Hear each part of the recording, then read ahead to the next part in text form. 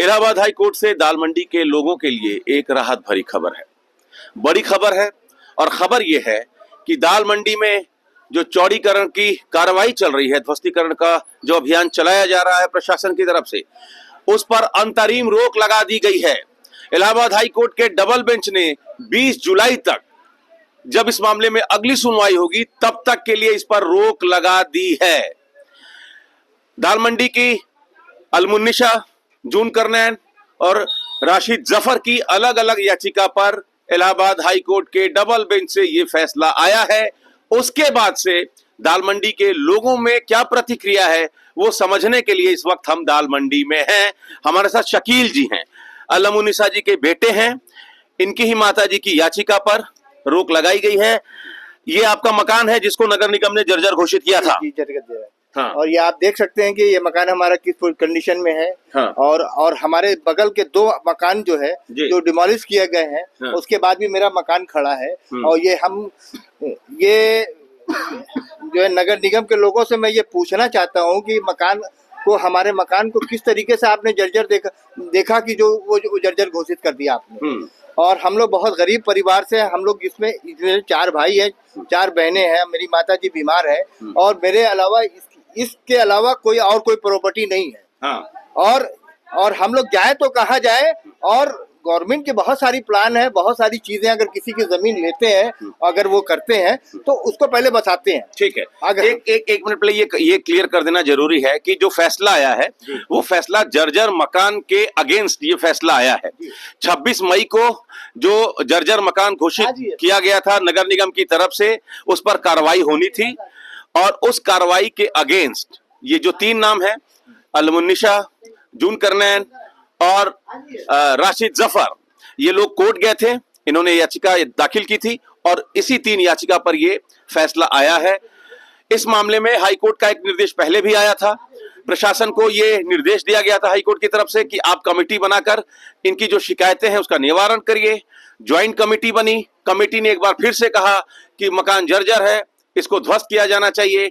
और जब notice serve किया गया दोबारा से, उस नोटिस के खिलाफ फिर से ये तीनों लोग हाई कोर्ट गए और उन 3 याचिकाओं के ही मद्देनजर ये जो रोक लगाई गई, अंतरिम रोक, उसके बाद से दाल मंडी के लोग हमसे बातचीत कर रहे हैं। तो इसका मतलब ये हुआ कि अब 20 जुलाई तक तोड़फोड़ की कार्रवाई रुकी रहेगी। जी, 20 जुलाई तक तो भाई हमको जो है अदालत से वो मिला है, मोहलत मिली है।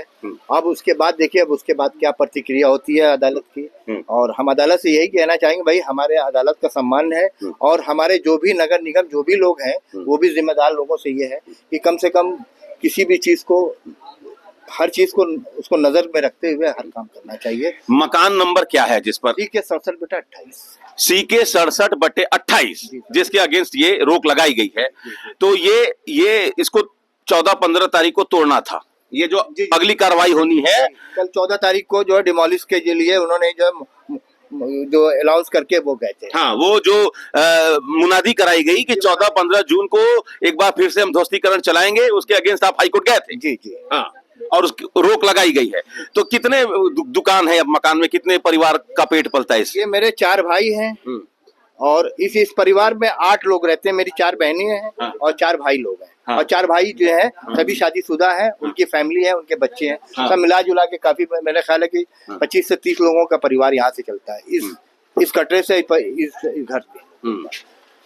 यही है। ठीक है। फारूक भाई हैं, दाल मंडी व्यापार मंडल के आप अध्यक्ष हैं। तो फारूक भाई, ये जो रिलैक्सेशन मिला है, ये जो राहत मिली है, हालांकि ये टेम्पररी राहत है, अंतरिम राहत है, दाल मंडी के लोग इसको किस तरीके से ले रहे हैं?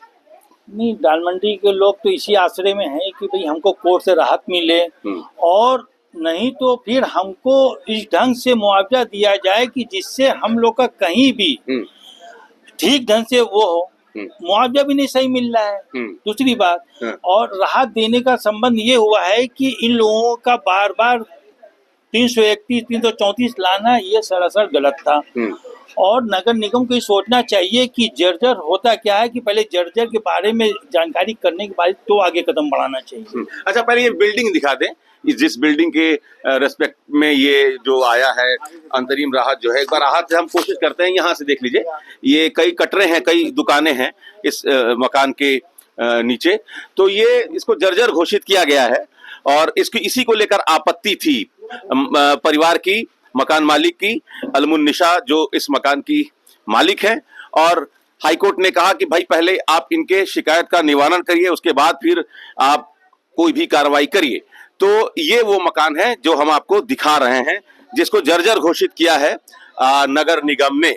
लेकिन अब चूंकि हाईकोर्ट का ये फैसला है अंतरिम राहत देने का, तो फिलहाल कार्रवाई अभी रुकी रहेगी। तो फारूक भाई ये इसको आप लोग जीत के तौर पर देख रहे हैं?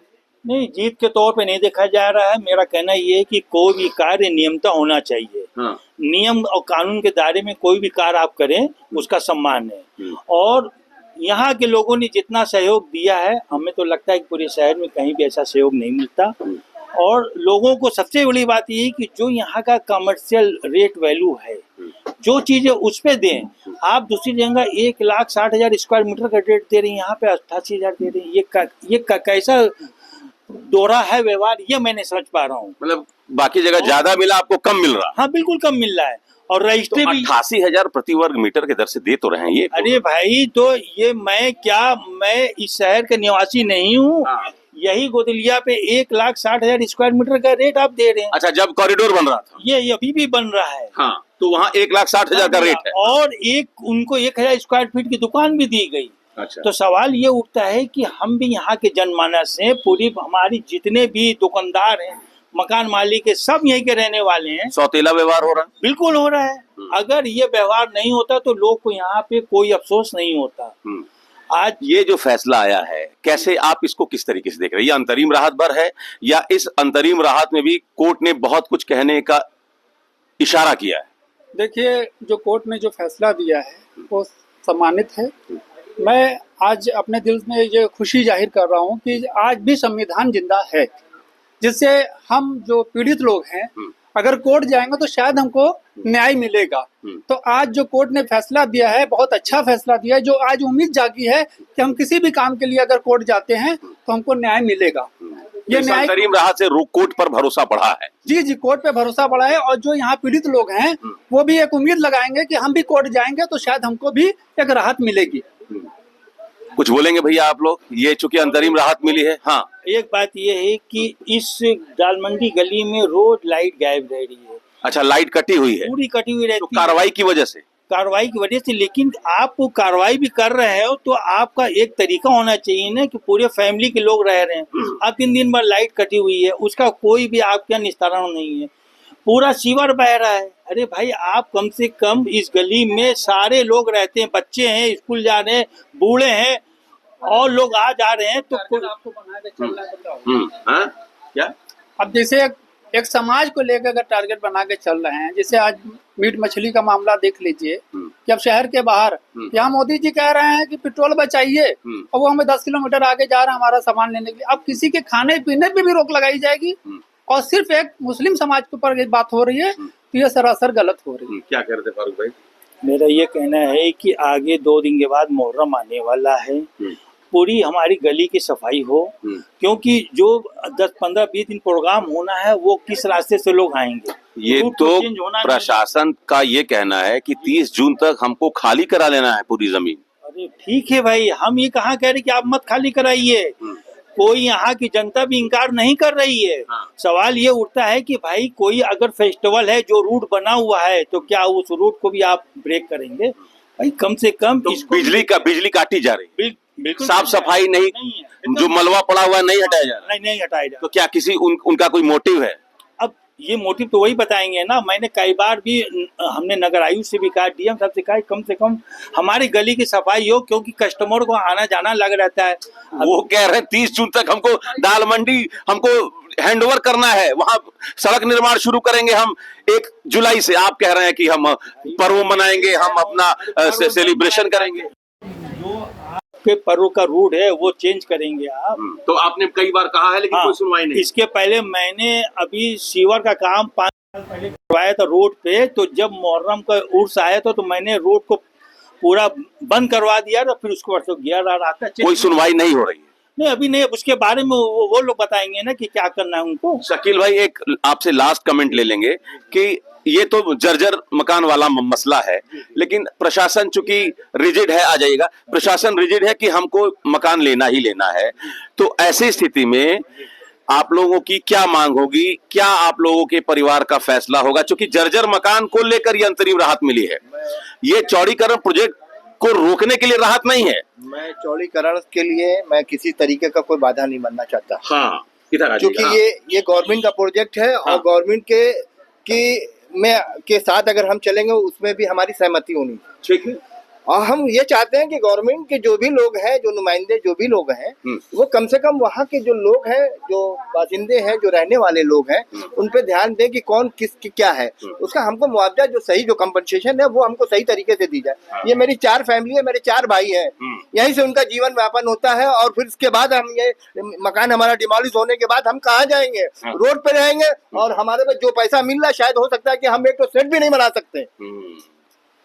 तो पॉलिटिक्स मत करिए, जो आपको जो उचित मुआवजा है वो उचित मुआवजा दीजिए। आप चौड़ीकरण करिए, आप डेवलपमेंट करिए, किसी को कोई ऐतराज नहीं है। मेरी 2 दुकानें हैं रोड की है, जो इसकी वैल्यू आप आकिए। हाँ।